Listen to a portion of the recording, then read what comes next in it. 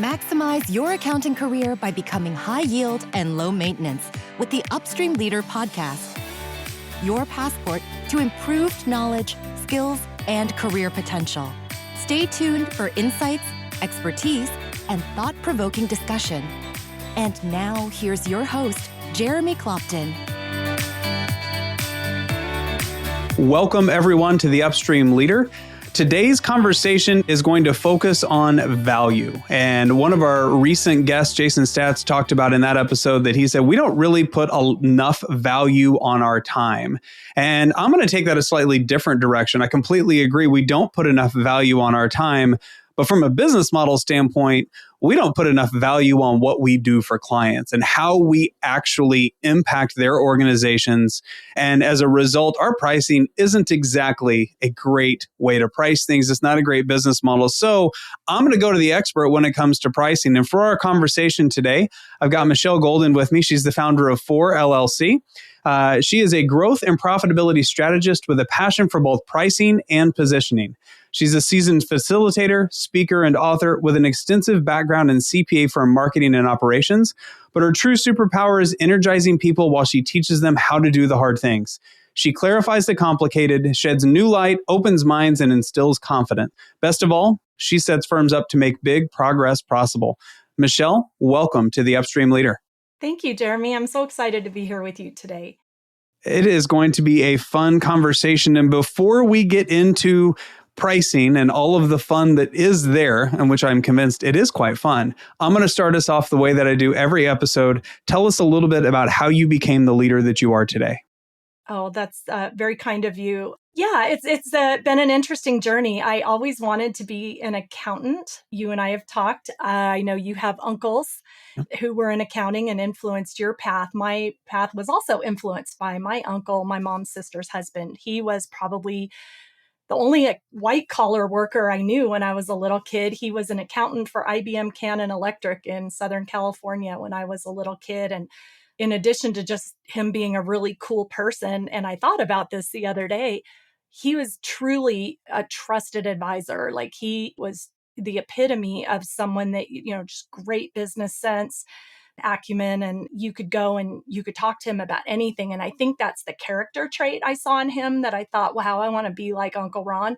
But he also had a really cool machine on his desk called a 10 key. And that was awesome to play with. So Uncle Ron was a great role model for me. In my 6th grade yearbook, and I actually have a little trophy right behind me, I won the cover design for the 6th grade yearbook because I was artistic as well. But inside, they asked all the 6th graders graduating from our elementary school, what do you want to be when you grow up? And all the little girls were saying, like, I had a couple doctor, lawyer friends, but like model, stewardess, and under Michelle, it says accountant. So that was pretty nerdy and awesome. I'm very proud of that. That is awesome. No, that is wonderful. So yeah, from there. Sorry, Jeremy. I started in accounting. I always wanted to do that, but I took a very non-traditional path to it. I don't have an accounting degree. I got into it first being like an AR clerk for a public company, loved it, and then became part of the department of this large public company in the healthcare sector, a GL accountant. And I just absolutely loved my job, loved everything about it, got into doing all the financials that go on to the other side of the audit. So I met the auditors from Arthur Andersen and KPMG, well, back when it was Pete Marwick. Sorry, I have to date myself a little bit. But yeah, I just absolutely loved it. But I was a very young mom, and college for me was something that I did part-time while I worked a couple jobs, sometimes 2 or 3 jobs at a time, and tried to chip away one class at a time towards an accounting degree. So I was still working on that long after I was working in a public accounting firm, and, never fully finished, to be fair and honest. I don't really hide that fact, but my mom one day said, I just want you to finish your degree. And I said, Mom, I don't think I need to at this point. And 2 things that did that. One, I was on the top 100 list of the top 100 professionals in the accounting profession.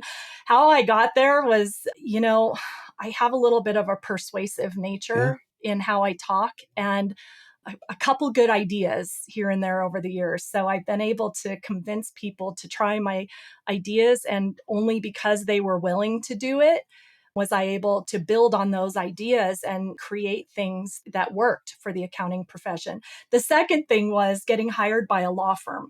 Okay. So lawyers, even more than accountants, are pretty rigid about degrees and requirements. Education in the law environment is everything. And if you could get hired by a law firm without the degree, I just don't know that the degree would have helped me more. And Yeah. I interviewed with Hush and Eppenberger many years ago in the St. Louis market, and the firm I was hired, the firm had offices in 3 states. And my 8th interview with the firm was with the managing partner and the right-hand person to the managing partner. And those 2 guys were so intimidating. One was a former JAG, Okay. right? And the other, I mean, these guys are super intimidating. And I'm sitting there, maybe young 30s, across from them with no degree. And the number 2 guy goes, "So why should we hire you? You don't have a degree." And I said, because because I make things happen, and, I know what I'm talking about. And they said they've never hired anybody where all 8 interviewers said, hire that person. And so they did. They hired me anyway. And at that point, I said, I'm not sure the degree on my bio is going to help me much. So I just haven't continued. What do you think of that? I love the humility that you have, that you've had 1 or 2 good ideas. I bet there's a few hundred firms out there that would say, Michelle's got more than 1 or 2 good ideas, because I know that you have transformed so many firms. And as you said, you started on the industry side, right? So many in our profession, they talk about, went right into public and then I boomeranged back or whatever it may be. You started on the industry side. When you got to an accounting firm and then a law firm and then other accounting firms, correct me if I'm wrong, you never really did accounting. You really were focused in on the growth and the marketing side. Is that correct? Yeah, from the accounting side. I mean, I did accounting in the industry side only, not in a public accounting firm for sure. But, because I wasn't as familiar with tax, but because I had been like the GL accountant and whatever for, I don't know if you're familiar with like the care unit facilities, but I worked for a company called CompCare Corporation, and they owned the care unit hospitals that had about, I don't know, maybe a dozen freestanding units, but also a lot of contract facilities and hospitals all over the country for chemical or, alcohol and drug treatment. So I did the books for those facilities and had a lot of experience on that side. I could speak audit and I could speak, accounting basically, which really helped me when I became my first CPA firm in Columbia, Missouri, when I became Williams Keeper's first marketing person, full-time marketing person. And because I could speak accounting, I think the accountants gave me a fair amount of respect. I mean, obviously I wasn't a CPA, but I cared what they did and I understood it and I valued it. And I think and that's kind of how I got into pricing, because when I worked in public accounting, it's kind of what Jason said. I saw that CPAs don't value themselves. I have to challenge and disagree with them. It's not your time you should value. It's the results that you help your clients accomplish. And, to be fair to Jason and others, you guys are like the 5th generation of CPAs taught that you sell time. Well, and I will say, Jason, I should clarify, his point was, we don't value our time outside the office, right? We don't put enough value on that. And we then confuse it with the time inside the office that we're now billing for. So I think he would probably agree with you. I want to make sure that I do clarify the context. Perfect. Should he listen to this? But you're right. It's the old business model. Right. And would you say that one of the things that I think of over the years is it used to work that we billed for time, right? Kind of like attorneys. Sure. It worked. It's sufficient. Yeah. 40, 50, 60 years ago, that was the norm and it did work. It's sufficient. Now it seems like there are so many accountants and accounting firms out there that being a CPA is no longer specialty enough even, right? Used to, you could just, being an accountant was the specialty. Now it's, are you an accountant for agriculture in the Rocky Mountain region that specializes in digital this applications. particular, yeah. Yeah, like we got to get really, really niche and really, really granular. Do you think that has changed the need for, or instigated maybe the need for pricing to change over the years? Or do you think it's kind of been flawed from the beginning? There are so many reasons that firms embark on changing the revenue model. The drivers have got a couple articles about it. The drivers have shifted when my friend Ron Baker started talking about value-based pricing 20, 30 years ago to now. Some people are just desperate and eager to get away from tracking time because they hate it. Others just like very intuitively, like it sounds like Jason and yourself say, you know what, I don't think time is the right factor, but I don't know what to do instead.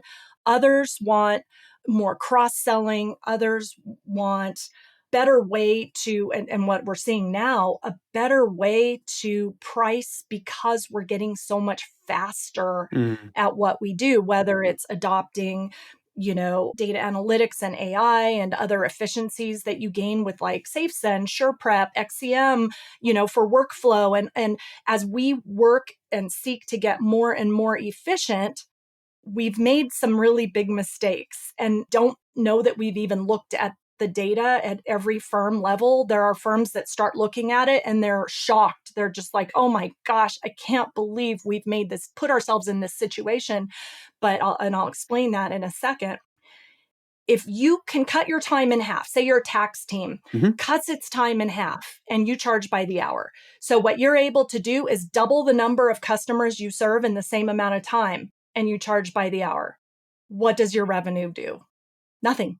Yeah. It's static. So you have twice as many relationships to manage, twice as many people you're taking care of, solving problems for. You've doubled your workload in some ways. You got twice as many bills to cut, twice as many whips to go through. And your revenue is the same because you're working the same number of hours because you've cut your time in half. And you would never advise your customer to make that kind of a business decision. And we've sort of fallen into it maybe without realizing it. And we think, oh, that's just starting to happen now in the 2020s. Like that wasn't a problem, 10 years ago.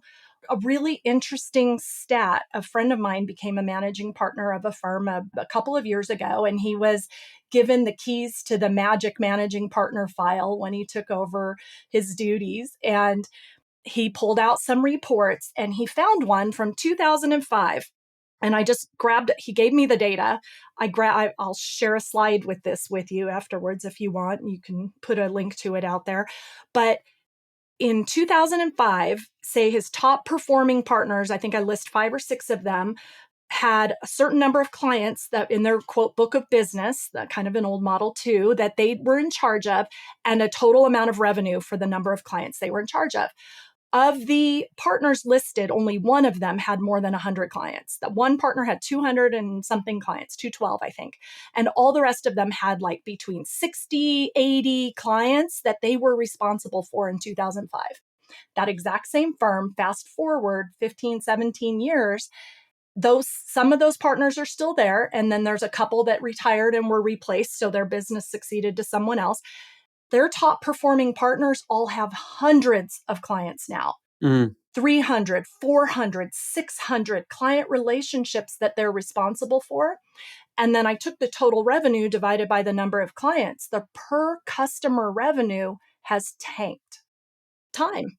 Yeah. If you only have so much time in a day, although you have quadrupled the number of customers you serve, because you're charging for time, your revenue drops proportionately. You don't have enough hours in the day to serve that volume. So our pyramid leverage model, I guess, is broken.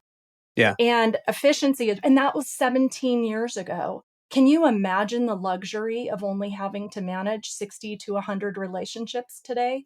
I don't think I know any partner in. Oh, people would love it. I know. And we wonder why we're so maxed out, right? Yeah.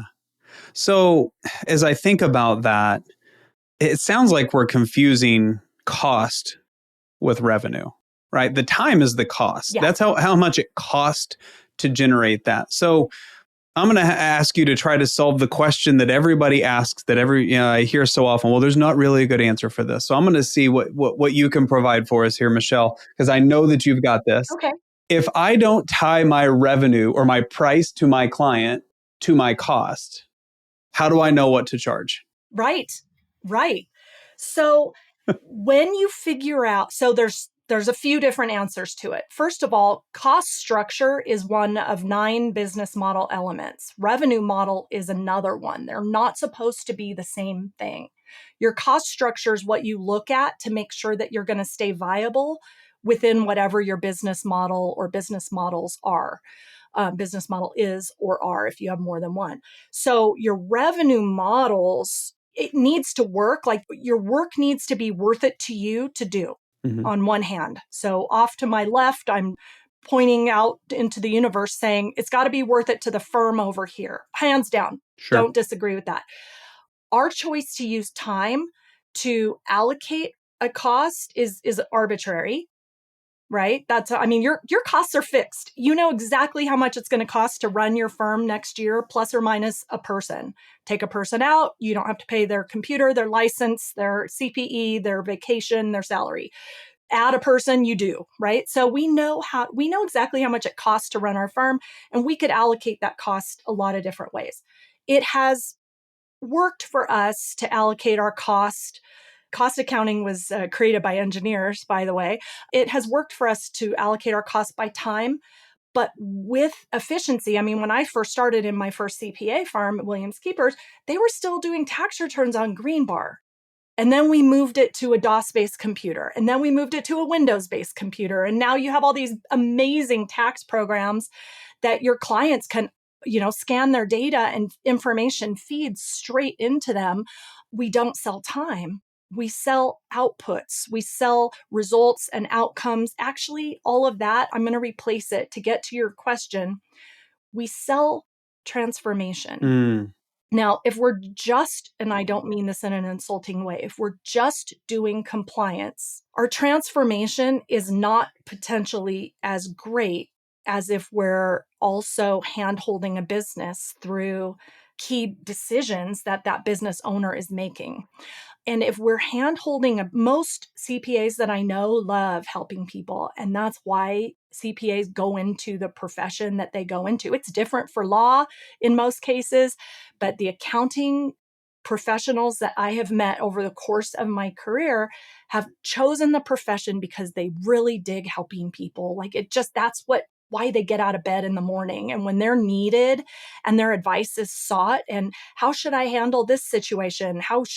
What would be good fodder for making this business decision? We love jumping in and helping customers with those types of issues.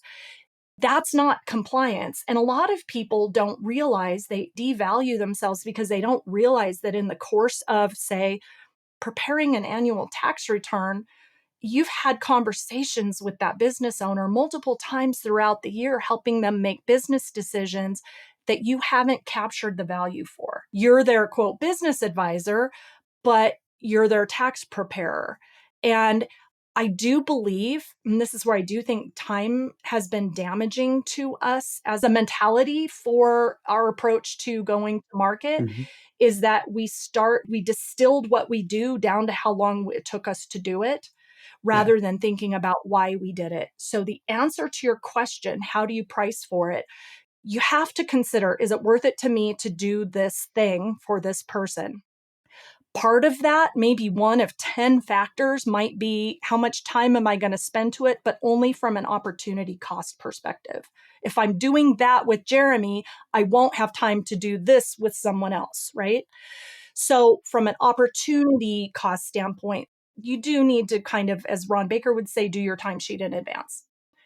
Now, from a worth-based perspective, so I was gesturing to one direction saying worth it to the firm. Over here, worth it to the customer or the client is a totally different discussion that has absolutely nothing to do with the worth it to the firm discussion. Nothing. Hold on.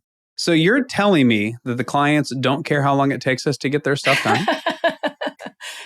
Yeah, very much. Okay, carry on. Yeah. They care that they're going to get it when you say you're going to give it to them, but they do not care if it took you every minute between now and then to do it, or if it only took you 5 minutes between now and then. They just want it when they need it or when you promise it. And so the worth to the customer, here's where it comes from. What does it help them accomplish? And here's the rub, right? Is that value, or I call it worth. I actually kind of steer away from the word value because it has some baggage. I'll talk about that in a second. Yeah. What is it worth to someone to solve a problem is never going to be the same answer to two different people.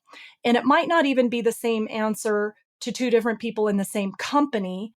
And the amount might be different today than it is tomorrow. For instance, if your car breaks down in the desert and I come and I'm the tow company and I show up in the desert, it is worth something to you to have your car moved to where you're not out in the middle of nowhere. Add to that situation, your wife and baby are in the car and you don't have much water.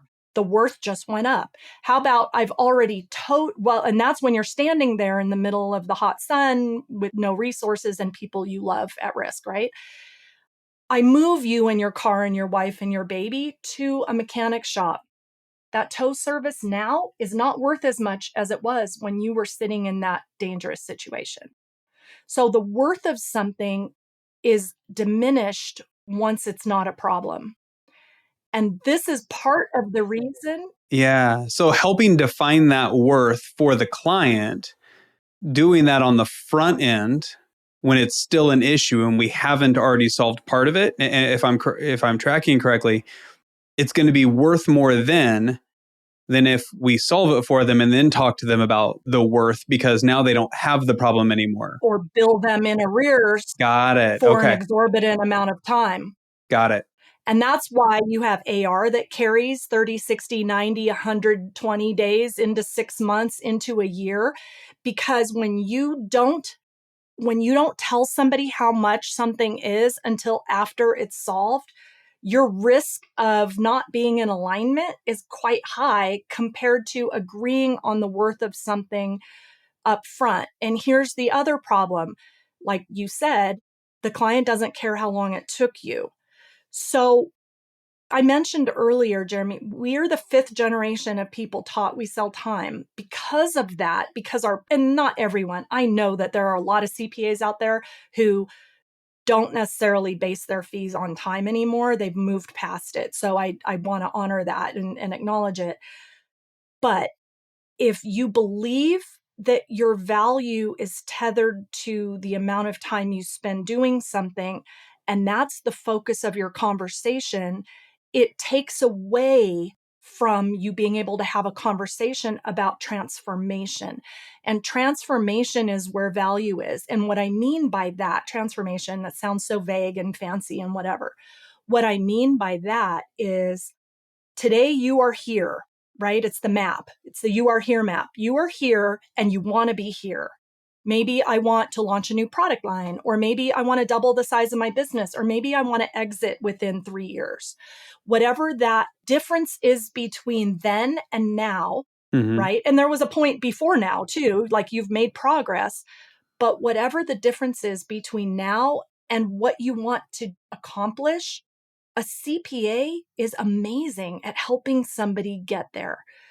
So, one, I want to understand what your objectives are. If I'm the CPA and I'm sitting down talking to you, I shouldn't be just talking to you about a few of the factors that go into your tax return. How many investments do you have? How many entities are we doing it consolidated? Blah, blah, blah, blah, blah.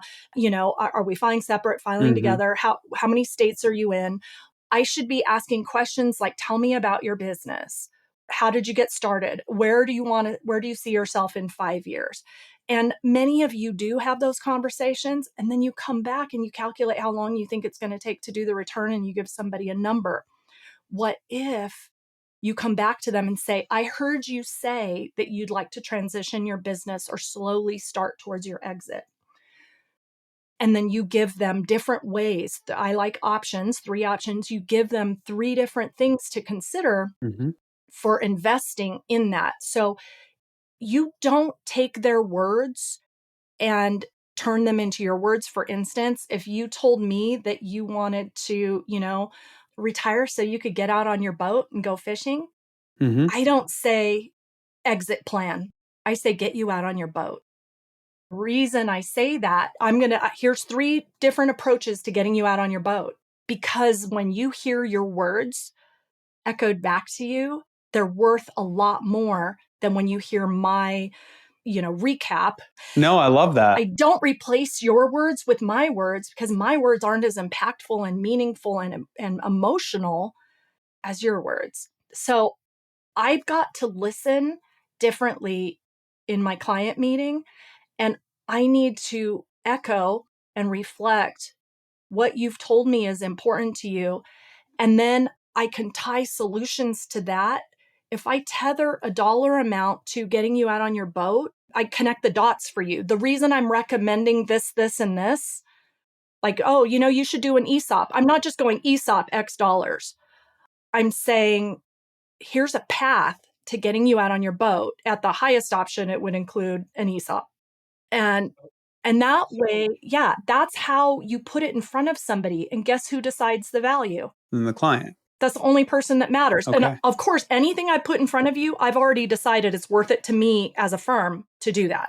And then you're okay if the client says it's not worth it to them. Yeah. And maybe that's one of the hardest parts, right? Is that the client might say no. Oh my God. And that's okay because it means it's not the right client. Yeah. Fair? Or you have one less client to serve. And right now, I don't meet very many accountants who have a ton of capacity. Yeah. That's a really good point. I want to go back to something you mentioned and ask you to talk about it a minute. You said that the word value has baggage tied to it right now. And I definitely can echo that. Anytime, people, value pricing comes up. And I love the idea of value pricing. Like you said, Ron Baker's been talking about that for decades. And it's still woefully behind in adoption because it scares people, I think. What is the baggage that value has? How do you get firms to start thinking more about what it's worth than what's the value? I think that's the right question. So do you have a sense of, if I say, this is a great value, what comes to your mind? Immediately, I thought discount. Cheap. Yes. For whatever reason. Yeah, cheap. But yeah. You know why you thought that? Because Walmart has a brand. Its store brand is great value. Oh, you're right. I'm blaming Walmart in part, but we are taught. I mean, I don't know what year Walmart came out with the big, if you walk in a Walmart, you'll see big blue signs with yellow writing and it says great value, great value. If you look on the Walmart brand of Tylenol or the white label, the Walmart label, the brand is great value. And they are leveraging, right? They're leveraging their amazing buying power to be able to bring you the cheapest possible price for whatever. And so people equate baggage number one, and I'll give you a second one. Baggage number one is the word value has become incredibly associated with the cheapest possible price. And I know a lot of firm marketers. I know no CPA firms who a lot do try and compete on price, which is anti their strategy because none of them are seeking to be Walmart or Kmart. Yeah. So why are they competing on price? Because they're taught to. I mean, they don't know why. They're just doing it because it's sexy to compete and win, I guess. I don't know. But the second baggage, it makes me sad, but the second baggage is that the term value pricing in the accounting space is so incredibly misunderstood. This is evidence of it. I mean, first of all, there are people who close up and immediately shut down when they hear value pricing. You've seen it, right? Yep. And so why are they put off by it? Because it really is a fantastic concept. The reason they're put off by it is because they felt threatened. Their very nature and livelihood is felt threatened by the concept, but it's very widely misunderstood. And an example of that is I remember talking to a CPA some years ago, and you see all the surveys they do right now, and you always does your firm value price? And everybody goes, oh, yeah, we value price. So I was talking to a CPA and I'm like, tell me what that looks like. What do you do? How do you go about that? And he goes, well, I do the work. I decide what the value is, and then I send a bill for it. And I'm like, that's not what they mean by value pricing, and Ron, you could go back and read Ron's books and whatever. Value-based pricing is quite clear. The definition says The value is in the eye of the beholder. The customer is the sole arbiter of value. So you can't decide the value. That's where we get confused, right? When I'm talking about worth it to the firm and worth it to the customer. Now, here's where kind of magic happens and the mindset change shifts. It is our job to help the customer know what it is that we bring to the table and how worth it is to them. They do not inherently know our worth. Part of that is because we've always talked about hours. And so your clients might come back to you and say, well, how long is it going to take you? The only reason they're asking that question is because we've taught them to. We've They trained them to truly do don't so. care. We have to teach them a new way to buy from us. And how do we do that? What is it that if somebody said, give me the 2-minute rundown on how do I teach my client to stop caring or asking about hours and start focusing on the value we provide or the worth it to them, what are the conversations? You have to stop talking about time. You have to Okay. say, don't worry about that. That's on me. That's my problem. How long it takes is my risk. That's not on you. Here's a certain price. We guarantee this is the price. Now with that, we have to be very clear on what the scope is. And I'll talk about that. You have to be clear about scope before you can feel comfortable committing to a price. You can commit to a price and take risk. That's fine. If you want to do that, great. But if you don't want to take tremendous risk, you have to know what your price includes and you should communicate that to the client. That's another skill gap that we have. One is talking about worth. Another is making sure that we safeguard our scope, right? So when you talk to a customer, you want to present to them the conversation about, is it worth it to you to accomplish this for this investment? And when you say accomplish this, here's another thing that we do that we shouldn't do anymore, which is we talk about our tasks. And this is so funny because I think it hit me once that when a buyer says to us, what are you going to do? What exactly are you going to do? So if I gave you a price, Jeremy, I said, you know what, it's going to be $15,000 for that. And you're kind of like, wow, that sounds like a lot. What are you going to do? They don't mean your tasks. They don't mean I'm going to download this file. I'm going to enter this data. I'm going to reconcile these things. They don't mean your task list. They mean, what are you going to do to transform them, change them, help them, guide them? Where are they going to land? And we hear the question, what are you going to do? And we're like, well, I'm going to justify my activity, my time, my efforts, my actions, my tasks.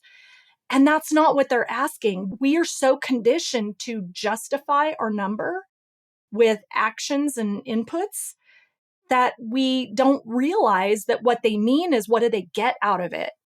And so that's a big shift for us. So when we talk to the client, we say, don't worry about that.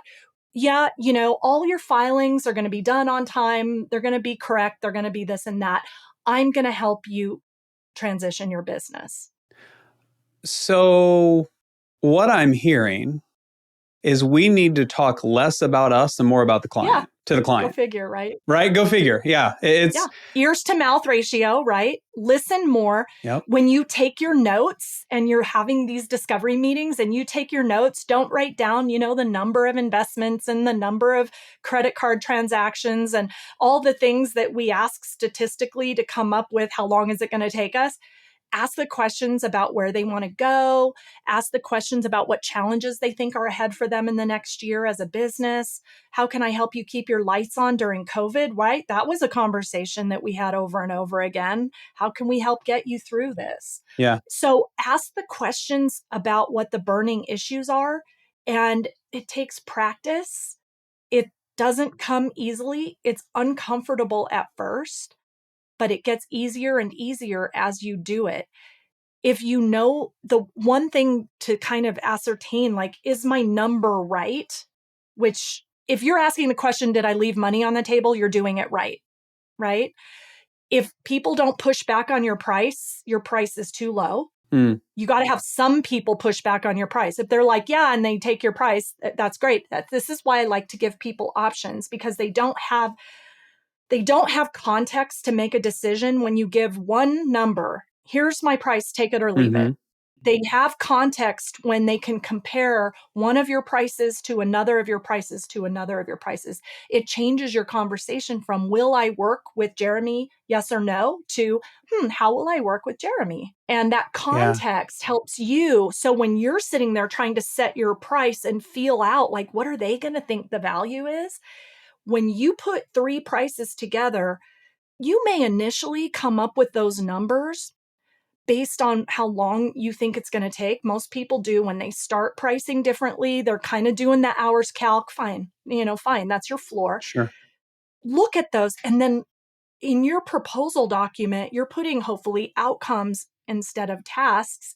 And you go, wow, for this outcome compared to this outcome, it may only take me 5 hours more, but their result is worth way more than my 5 hours. Yeah. And you know what all this is? It's honestly, it's gut, it's instinct, it's conversations with your client. Is it worth it to you? Ask them that.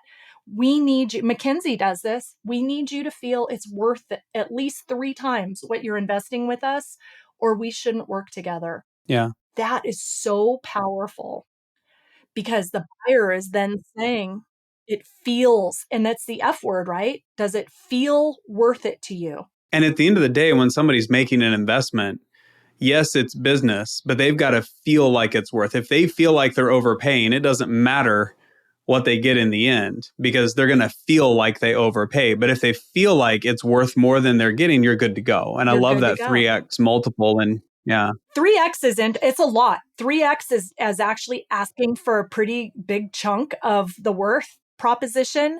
I think you'll find that Bain and McKinsey used to say 3x, now they say 10. I think you'll find most consulting firms ask a client to trust or feel that it will be worth 10 times what they invest. Bain used to have on their website 25x. wow. So they were only asking a 25th of what the anticipated worth proposition would be. Now, remember, your worth proposition isn't just a simple formula based on if I double the size of my business, and that would be 5 million going to 10 million. So what's 1/25th of 5 million? That's only a part of it. Most people buy based on emotion and justify with logic. So there's emotional reasons like sleep better at night, know that Yeah. my business is going to my kids and that they are not going to kill each other in the process, right? I mean, those are emotional things, not quantifiable things. Yeah. So yeah, it all comes out, right? It all comes out in the wash, but testing, trying things, having conversations with clients, asking them what's important to them, really listening and putting packages together that maybe you start with time being a part of your base number that you come in with, Sure. but then really starting to think about ROI differently. And when you put it in front of the client and they say, oh, okay. And I mean, some people, this is the coolest thing to watch. Some people put a pump fist, just like wish for a price next to something like, oh, you know what? I would totally do that for 12 grand, but I'm going to put 20 just cause. And the client goes, okay. And then you're like, wow, I'm never doing it for less than 20 now. And it is so awesome to watch a practitioner feel gutsy enough and confident enough to try it and find out that it works. And it kind of goes like this. Well, I would do it for 12. So I'm going to ask for 14. And then you start going, if I'm going to ask for 14, I might as well just bump it up and ask for 16. And then, maybe I'll play maybe 18 because this other option is, whatever. And you just start playing with it and you realize a couple $1,000s doesn't change the customer's decision. Right. And it actually is kind of sad because it makes you realize how much you've left on the table over the years. Yeah. And in that context, I guess the question that comes to mind, and it's just more comfort than it is a question. If the client thinks it's worth it, you're not overcharging them, right? Absolutely Because I know that's always not. the pushback. It's like, oh, I'm price gouging. It's like, if they think it's worth it, you can't be price gouging. No, it's not price gouging. If they believe that is the right thing to do. No. Yeah. I love this conversation. A big tip is that you got to take out of your engagement letters, you got to immediately, before you do any of this, strike any language that says we're going to charge you based on time and rate. That has to come out of your engagement letter, or you will feel like you're being unethical or something in this approach. Yeah. And part of it is because your engagement letter says that. Take it out. Yeah. Once that's out, and it shouldn't be in there anymore anyway. Once that's out, you have a lot more freedom. You don't owe it to anybody to charge for time or to reconcile back to time. In fact, you're really hurting yourself. Like the same firm that I mentioned to you about the partners and how things changed over Mhm. the 15 plus years, that same firm in 1 year's time, they had done Lean Six Sigma for their tax processes, implemented SafeSend, SurePrep, XCM, all of those tools, and their WIP was down by 100,000 a month. It was a top 200 firm. Their WIP was down by 100,000 a month. That's fantastic. Now, theoretically, the firm they had conversations internally and said, "Hey, your WIP is going to be less because we've got all these wonderful efficiencies built in. Don't bill less than last year for the same client." Yeah. And they did. I mean, they said, "Okay, we won't," but client by client, biller by biller, they marked things Yep. down. They collected less. How can you invest in the technology and the process changes? I mean, think of all the time it takes to learn all those new things, all of that. You invest in all of that, and yet you don't capture any of it. Yeah. And part of that is because they still had the "we'll charge you for actual time" in the engagement letter. Had they, and I had this conversation, I'm like, "Do you feel like it was unethical to not to not charge just what time was?" And they were like, "Yeah." So I said, "Let's get rid of that ethical problem, gone." Right. Make it easy. Yeah, to come back to something, and this might be a good place to kind of tie a bow around it, is I've always believed that marketing is a good job marketing is making sure that a customer feels like they're making a really good decision when they hire you, Mm. right? They are making a super wise decision. And marketing is also that the entire time they're working together with you, they feel like they made a good decision when they hired you. They haven't had a moment where they said that was a bad decision. And good marketing is at the end of the project, when they reflect on the whole thing, they say, "I made a good decision." And if you are a firm that is really good at marketing and you're going to grow and you're going to retain clients and you're doing everything right, that's how your customer is going to feel throughout the process. I made a wise decision hiring that firm or that CPA. And if they don't, if any part of that breaks down, you're doing something wrong. I believe that is a great way to tie a bow around that. And if they feel like they made a great decision, they're not worried about what they paid Right. because they feel like they got everything that it was worth, right? It was worth what they paid, probably more. Maybe it's 3, 10, 25x, whatever it is. Had a great experience, feel like I got the value out of it.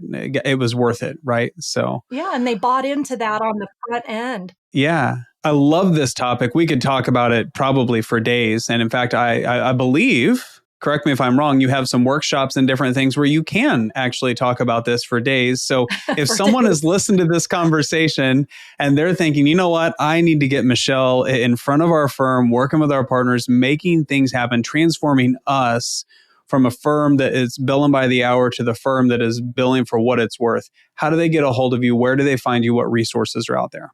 Well, thanks, Jeremy. Yeah. Well, my website is FOREadvantage.com because FORE.com was taken. So you'll find a lot of information there. And I do work individually with firms. I've got several dozen that have begun their transformation. Some have fully institutionalized a model where they stop charging for time. That doesn't necessarily mean they've stopped tracking their time. It doesn't have to be one and the same, although they come to the conclusion that, hey, we don't need to track it if we're not charging for it. But there's definitely, it's very doable. It's a process, it's a journey, it's a marathon, not a sprint, I guess I'll say. Yeah. And it folds into an overarching, business model transformation. You mentioned at the very beginning of this discussion, specializing. And I mean, there's a whole set of things that if you're a specialist, you are worth more than a non specialist. There's a whole set of things that make you worth more than not. And that's just one of them. But listening, being a transformer of your clients, and all of those things elevates your worth. And if you don't know how to capture it, you need a revenue model shift, because time is never going to capture all of the extra things that you can do to be worth more to somebody. Time will never capture it. Time's a constantly decreasing metric. It is. And with technology and everything else at play, it should be. Frankly, we should be becoming more efficient, but that doesn't mean we're worth less. So I appreciate that, Michelle. And again, your website is foreadvantage.com. That's FORE. In addition, I will throw out there, Michelle will be speaking at our Headwaters Conference in Chicago, Illinois this July. She'll be speaking the morning of January 11th on a similar topic. We'll be talking about worth and how do you make the transition away, from the old school models to the new school models. And if you'd like to see her there, you can go to upstreamacademy.com and find information on our Headwaters Conference for that. Michelle, I have thoroughly enjoyed this conversation. It's been a lot of fun. I think that there are probably additional future conversations that we should have. So I'll look forward to maybe having you back on the podcast in the future. Thanks so much, Jeremy. Thanks for joining us on the Upstream Leader podcast. We hope today's episode has enriched your understanding of what it takes to become a high-performing leader in the accounting profession. If you'd like to hear more episodes, subscribe on your favorite podcasting app and visit our website where you'll find full show notes and more. theupstreamleader.com.